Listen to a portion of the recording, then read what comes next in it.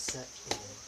Kalapang kapiling kanapon sa kapi sa iyo. Nanaon mo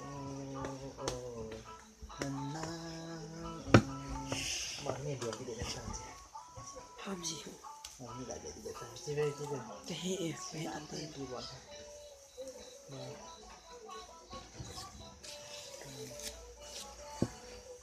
Boy.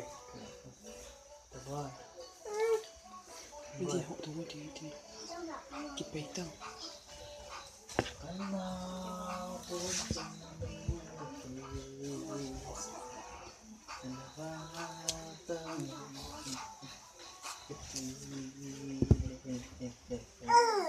Reizo kain asita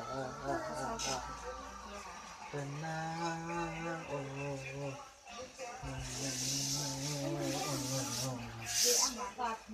Ang ako sa mga siya sikat doon no da. Kasi sinawam ko po. Yan sa nakila ka ito. Kasi na nga nun.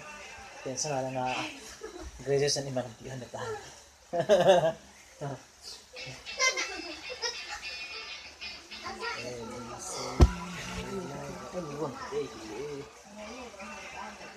Aku biasa zina, na sa zina. Aku biasa zina. Salam sa